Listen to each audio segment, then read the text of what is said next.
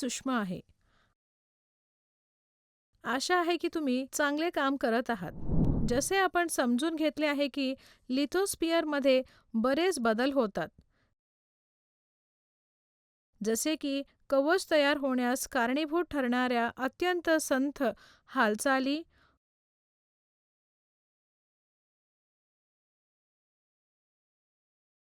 खंडीय प्लेट्सची हालचाल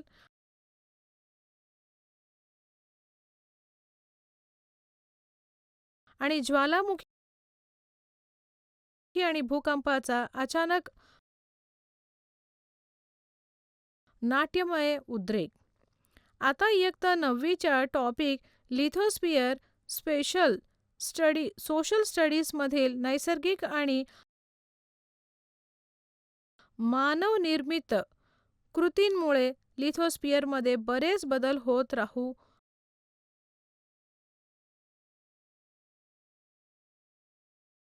आणि समजून घेऊया.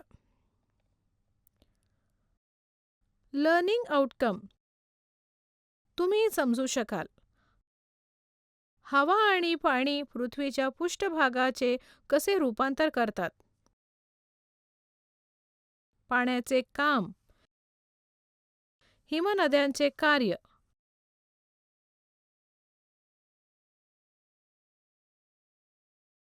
लहरींचे कार्य, वाऱ्याचे काम,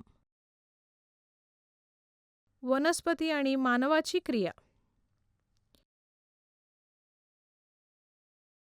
कीवर्ड: अपक्षय,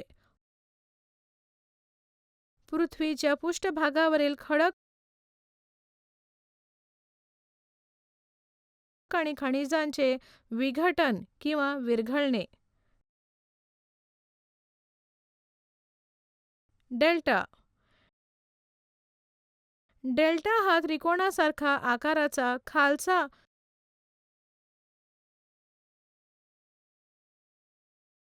सपाट जमिनीचा प्रदेश आहे, जिथे नदी फुटते आणि समुद्रात प्रवेश करण्यापूर्वी अनेक शंखांमध्ये पसरते. गर्ज. डोंगर किंवा डोंगर यांच्यामधील एक अरुंद दरी,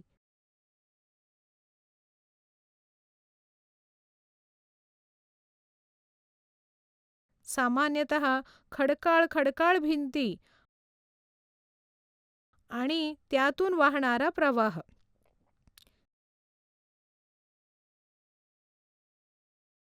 ग्लेशियर. बर्फाचा एक मोठा वस्तुमान जो हळूहळू हलतो.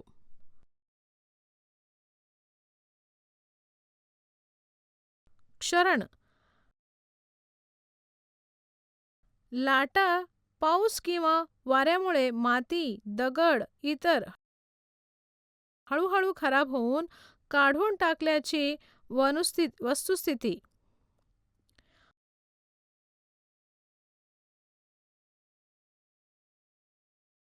हा या विषयाचा संकल्पना नकाशा आहे.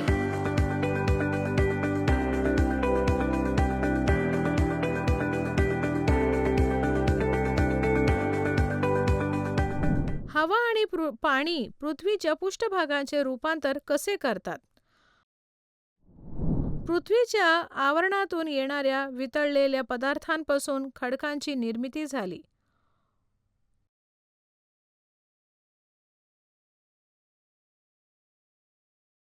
कोट्यावधी वर्षांपासून या खडकांना सैल मातीच्या दऱ्या आणि मैदाने,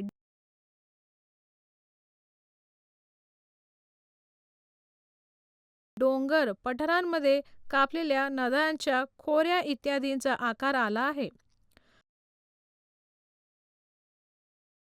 खरे तर कडक प्राथमिक खडकांचे छोटे छोटे तुकडे होते.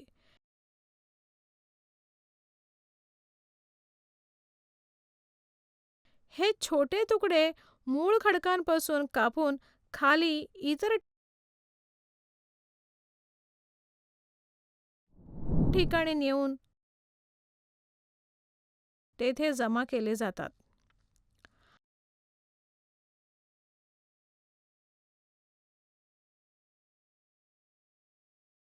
आपण प्रक्रिया समजून घेऊया. हवामान. हवामान ही एक प्रक्रिया आहे ज्याद्वारे वातावरणीय बल किंवा हवामान शक्तीद्वारे खडकांचे हळूहळू विघटन होते. हे खडक उष्णतेचे संपर्कात आल्यावर, थंड झाल्यावर त्यांचा विस्तार होतो आणि आकुंचन पावतो. उन्हाळा आणि हिवाळ्याच्या ऋतूमध्ये दिवसा आणि रात्री आणि वर्षानुवर्षे असे घडत, पृष्ठभागावरील खडक जसा जसा आकुंचन पावतो आणि विस्तारतो आणि पुन्हा आकुंचन पावतो, तसा तो हळूहळू ठिसूळ होतो आणि तुटू लागतो. पाणी आणि हवेतील ओलावा देखील या प्रक्रियेस मदत करते. खडकांच्या रसायनाशी पाणी अभिक्रिया करून खडक आणखी कमकुवत करतो.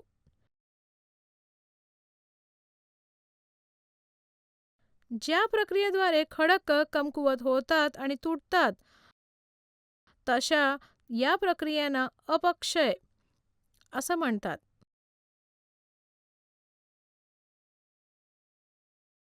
खडकांच्या आतील गाभ्याचा रंग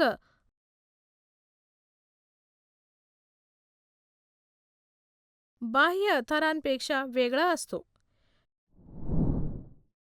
या अपक्षय प्रक्रियेमुळे बाह्य थरांचा रंग बदलतो. क्षरण. वाहत्या पाण्यात पाणी वाऱ्यात प्रचंड शक्ती असते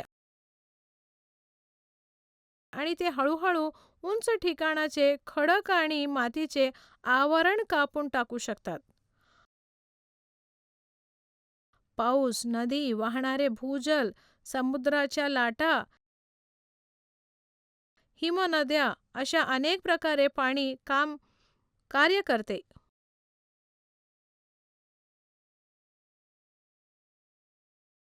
वाराही वादळ,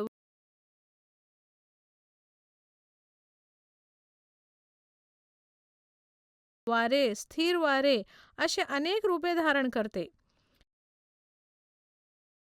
या गतिमान एजंट्सद्वारे पृथ्वीच्या पृष्ठभागाला सक्रियपणे काढून टाकणे याला क्षरण असं म्हणतात. वाहतूक. लहान खडकं, रेती, चिखल, बारीक माती इत्यादींच्या स्वरूपात क्षय झालेल्या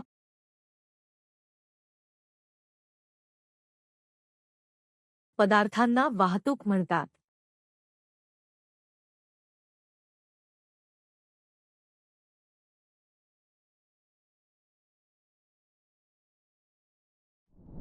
निक्षेपण. जेव्हा नद्या आणि वारे मंदावतात तेव्हा त्यांच्याकडे आता ते पदार्थ वाहून नेण्याची शक्ती नसते आणि ते टाकतात.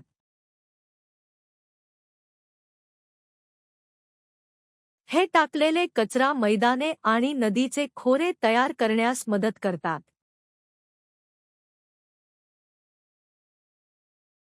त्याचा बराचसा भाग प्रत्यक्षात नद्यांद्वारे समुद्रात वाहून नेला जातो, जिथे या साठ्यांचे थर तळाशी जमा होतात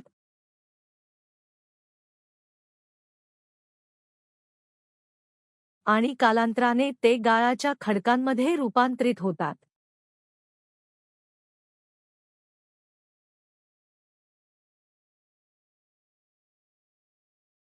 उताराचे स्वरूप, खडकांची रचना, स्थानिक हवामान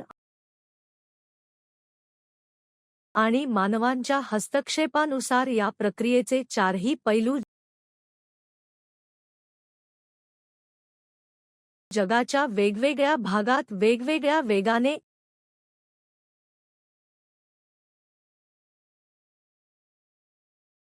एकाच वेळी घडत आहेत.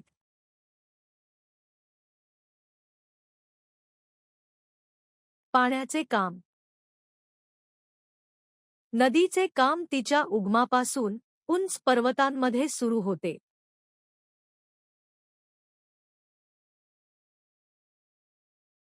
नदीचा प्रवाह खूप वेगवान असतो कारण ती उंच उतारावरून खाली येते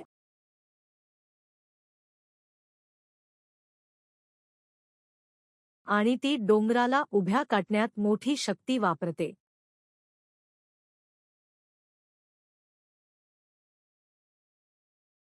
परिणामी एक खोल दरी तयार होते, जी तळाशी अरुंद आणि वरती रुंद असते. याला सहसा आकाराची दरी म्हणतात.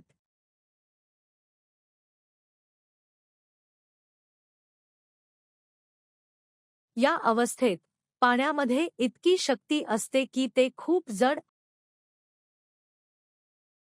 आणि कठीण खडक देखील हलवू शकते. काही ठिकाणी जिथे खडक खूप कडक असतात, नदी अतिशय अरुंद दरी कापते. बाजू इतक्या उंच असतात की गर्ज तयार होतात.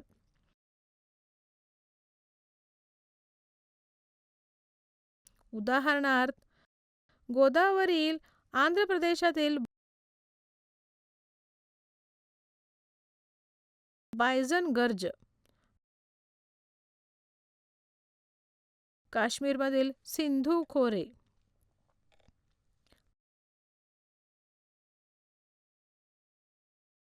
तुम्हाला माहिती आहे का, जगातील सर्वात उंच धबधबा एंजल धबधबा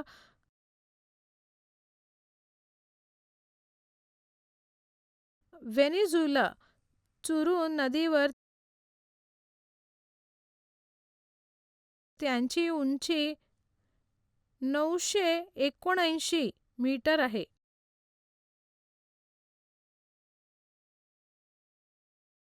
आणखी एक महत्त्वाचा क्षरण प्रकार म्हणजे कॅन्यन.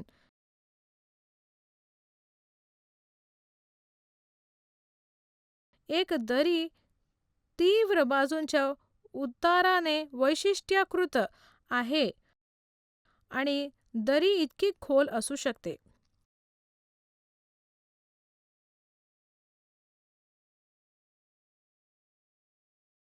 एक दरी त्यांच्या वरच्या आणि खालच्या बाजूस रुंदीने जवळजवळ समान असते.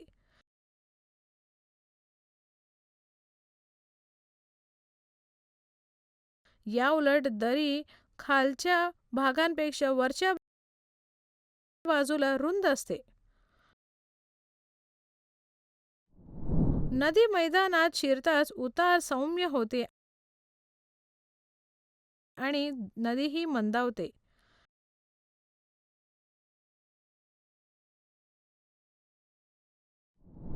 कधीकधी नदीला पूर आला की तिचा जोर जास्त असतो आणि ती माती कापते, ज्याला गाळ म्हणतात. आणि जेव्हा ती पुरात नसते तेव्हा ती गाळ जमा करते.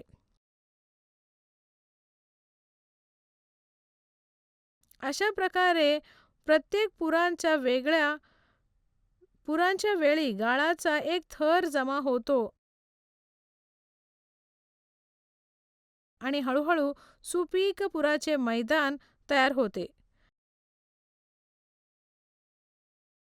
त्याच्या पुराच्या मैदानात नदी याच बऱ्याचदा ओसंडून वाहते, सापासारखी सौम्य वळणे.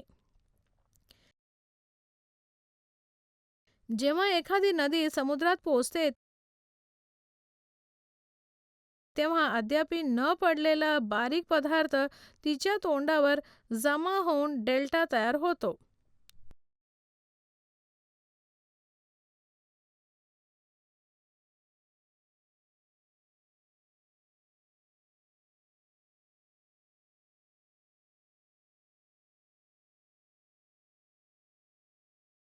तुला माहिती आहे का, जगातील सर्वात मोठी दरी कोलोराडो नदीवर आहे.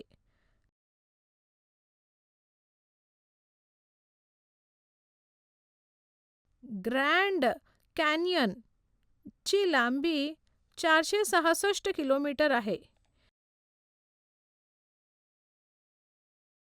याची खोली 1.6 किलोमीटर असून रुंदी 188 मीटर ते 21 किलोमीटर आहे.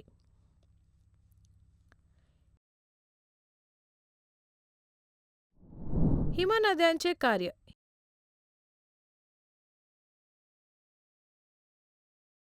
हिमालय सारख्या अत्यंत थंड प्रदेशात मुसळधार बर्फ पडतो.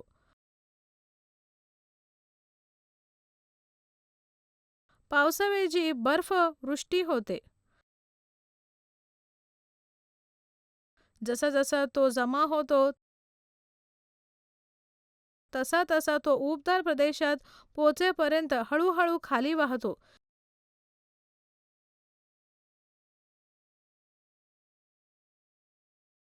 जिथे बर्फ वितळतो आणि एक छोटी नदी सुरू होते.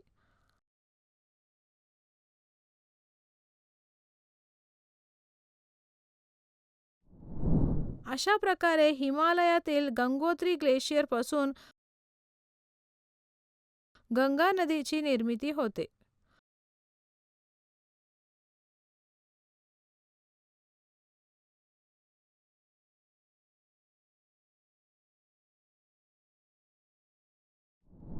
बर्फाच्या वस्तुमानाच्या बर्फाची नदी मंद गतीला ग्लेशियर म्हणतात.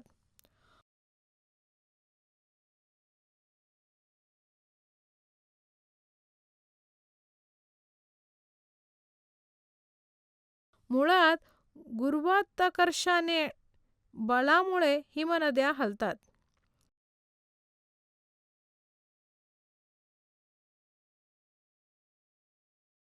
हिमनग वितळून पाणी बनल्याने तो दगडांच्या रूपात सोडलेले मोठे खडक वाहून नेण्याचे बळ त्याच्यात नसते.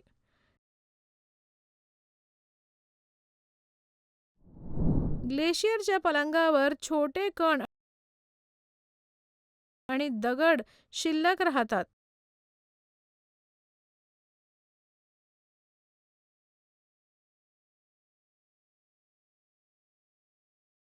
ग्लेशियर सोबत छोटे दगड, मोची, वाळू इत्यादी आणते.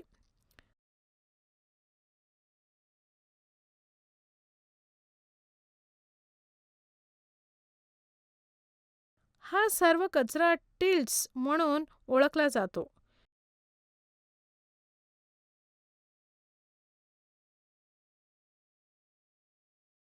या टिल्ट्सच्या साठवणुकीला मोराईन म्हणतात.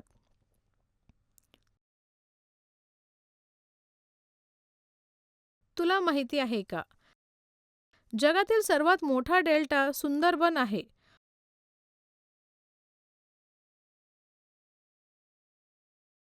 गंगा आणि ब्रह्मपुत्र नद्यांच्या मुखावर ती तयार झालेली आहे.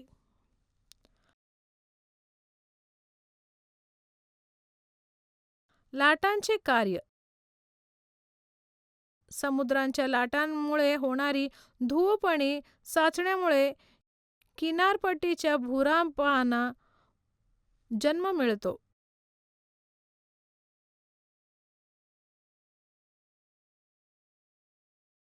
समुद्राच्या लाटा खडकांवर सतत आदळत असल्याने कालांतराने त्यात तडे निर्माण होतात. हळूहळू खडकांवर पोकळ गुहा तयार होतात.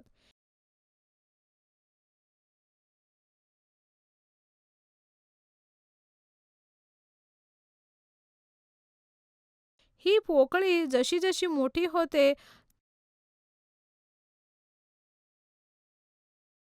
तसे तसे लेण्याचे छप्परच शिल्लक राहते आणि सागरी कमानी तयार होते.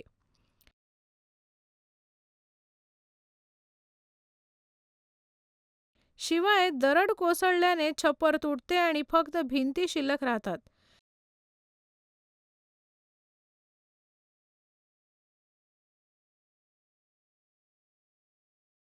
या भिंतींच्या वैशिष्ट्यांना स्टॉक्स म्हणतात.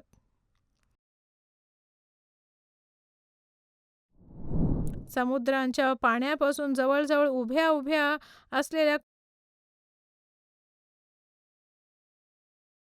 खडकाळ किनाऱ्याला सागरी खडक असं म्हणतात.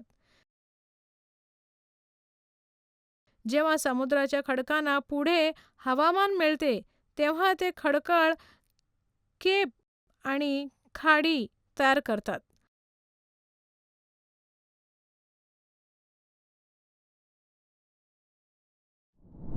समुद्राच्या लाटा किनाऱ्यालागत गाळ जमा करून समुद्र किनारे वगैरे तयार करतात.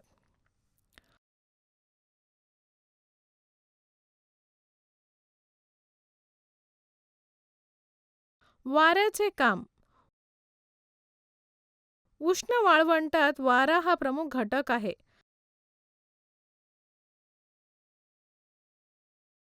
जगातील सुमारे 1.5 भाग वाळवंटीने बनलेले आहे.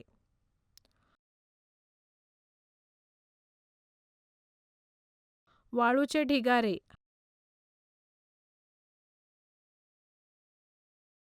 हवामान आणि सततच्या वाऱ्याच्या क्रियेमुळे अनेक वाळवंटात बारीक वाळूचा मोठ्या प्रमाणात साठा होतो.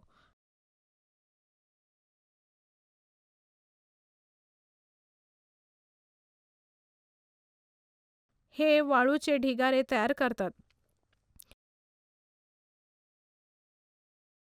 या वाळूची अस्थिर टेकड्या आहेत ज्या जोरदार वाऱ्यासह फिरतात.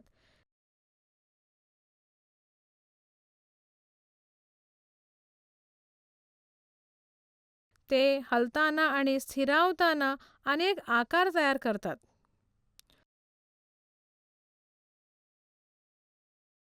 वनस्पती आणि मानवाची क्रिया.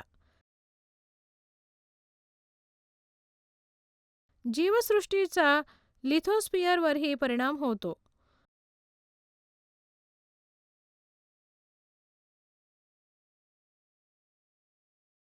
चला जाणून घेऊया ते कसे.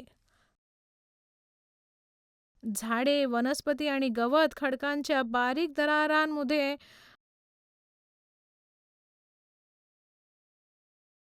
किंवा छिद्रांमध्ये मुळांना खेचून खडकांच्या अपक्षयाला हातभार लावतात.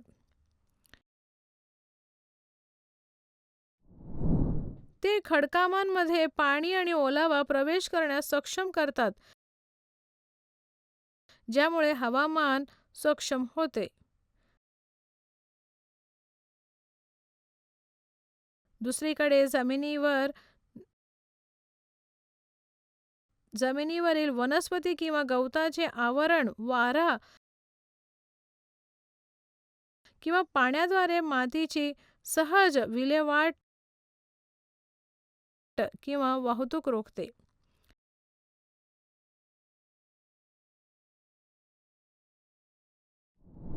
तसेच औद्योगिक क्रांतीनंतर आपण ज्या भूकवचावर राहतो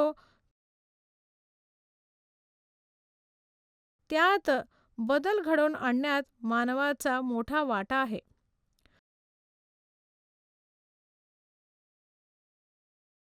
तर पृथ्वीच्या लिथोस्फिअरमध्ये बदल घडवून आणण्यासाठी हवा, पाणी, वनस्पती आणि मानव कसे योगदान देतात हे आपण या व्हिडिओमध्ये समजून घेतले आहे.